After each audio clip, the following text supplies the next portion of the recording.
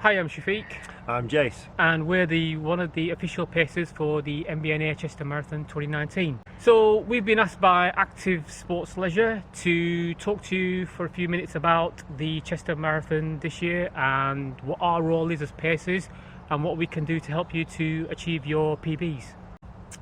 So on the day we will be pacing 3:30, and aim of my job is to ensure we can get you around as smoothly as possible in even splits or on a nice pace that's not a panic, not a rush. We know the route, so it's our experience we can share with you, and our rubbish jokes as well. So we've been pacing the Chester Marathon for quite a few years now, since 2015.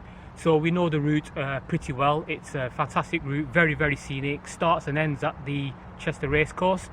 The first half is fairly easy, it's moderately flat. It gets a little bit more challenging in the latter half, especially at mile 17 when you cross over the bridge when you get back from Wales back into England, and the very famous Sandy Lane at mile 23.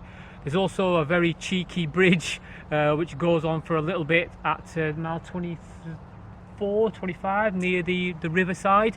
Other than that, it should be it's fairly simple route, I think. Yeah, it's undulating, rolling route. Like you say, quick first off. Yeah, definitely. Like I say, we've been pacing for quite a few years now, and the reason why we do it is because running's been good to us, and we want to just share the love across other runners out there, help them to achieve their goals really. If we give something back to other runners, we feel really good about it. I think if you can get somebody PB, it's as good as getting a PB for yourself on the day. Definitely. If you just get one person across, bully one person across, it feels like a PB for myself.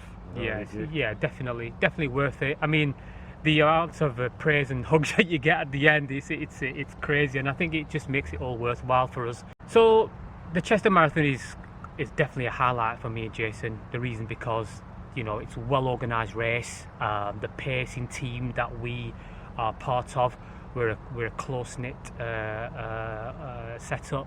The pacers that are regular contributors to the race.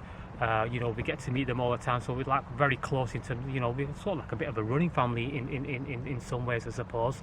It's not where we come and pace other events that we've done in the past, and every time we go there it's a different set of paces all the time. So everyone we know at Chester, we know them fairly well. The organisation of the marathon is second to none. Chris and Andy work tirelessly to make sure that the race goes as smoothly as possible, and which they have done year on year on. Anything else you want to add? The training runs that they organise beforehand, with the drink stations, and a chance to meet some of the guys who will be running with you on the day, get to try you out during those training runs. Yeah, I mean, because you get to meet a lot of the people that they want to run. Let's say in our case, because we're the 3:30 pacers, when we go and participate in the training runs, the people that run with us, we get to join them during the race as well. So they sort of like know us, and we sort of like give them advice prior to the race as well. So that's definitely useful for them as well. So as a pacer, we need to be absolutely on our fitness, and we will train for this as part of training for other races. My race for this year will be New York. So what I'll do is I'll use Chester as my training run, long training run. So we need to be of a fitness for the distance so we can hold a conversational pace. While we're doing the marathon, and also help and advise people on the route. It's just no good us turning up and hoping to get through. We need to look comfortable, because nobody wants to see a pacer struggling. Believe me, they don't want to see a pacer struggling. Yeah. Tips for ahead of race day. So at time of the recording of this vlog, there's about just over 2 weeks left ahead of the marathon. So you should be in tapering mode now. So no more long runs. Take it easy now. a week before the marathon, you should just do like a gentle like 10 miler. Based on mine and Jason's experience, what we normally tend to do, we come on a track here, we do like a 10 mile fartlek session, so like a 3 mile warm up, and then a 4 mile like at a brisk pace, and then another 3 mile cool down. Gel strategy, Jason? Well, gel strategies vary for whoever you talk to. I mean, I was always advised, get your first gel should be sort of 25 minutes into your race, and then thereon, or what fits for you.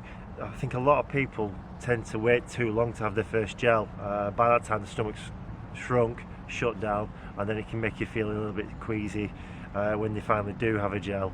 The only downside to my strategy is sometimes if you're running longer than 4 hours, 3.5 hours, then you're going to have 2 gel belts.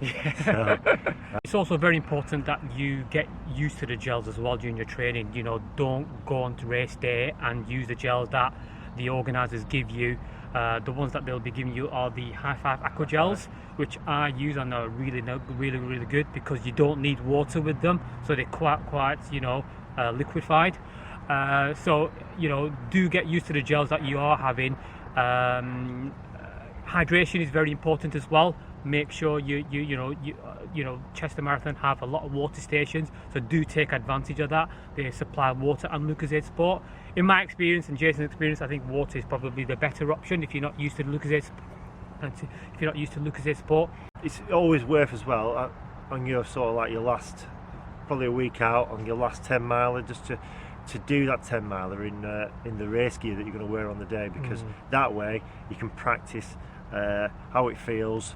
You're going to find out whether something's going to rub there and then. 10 miles. Make sure your trainers are right, and then get that stuff clean, put it to one side. You know it's right. Race week. Chill out. Just chill out on race week now. I know nerves will be kicking in, but that's totally natural, and nerves basically means that you care, really. In terms of a few days. I mean, a lot of people think that you should start carbo loading the night before. I personally feel you should be loading, putting carbs on, from like 2-3 days prior to the race. I think personally. So yeah, have the usual stuff, things like pasta, hydration is definitely key. And sleep. Sleep is the most important. If you can try and get 8 hours a night, you'd say? Yeah, definitely. Minimum. Yeah. And don't worry if you can't sleep on Saturday night. It's standard. As long as you've had a good night's sleep on the Friday, you should be okay. We look forward to seeing you on race day. Enjoy the event. It's really well organised, like I said before. Completing a marathon is a major achievement, regardless of what time you do it in. Hopefully run with us and enjoy it. Yeah, and you'll be looking forward to, Jason's really bad jokes as well, won't you? I've got a couple. You got a couple? Yeah. A couple. Yeah, and we'll take requests for some songs as well. We have a quite a good jukebox. Yeah, we'll try. Yeah. Right, see you then. Bye.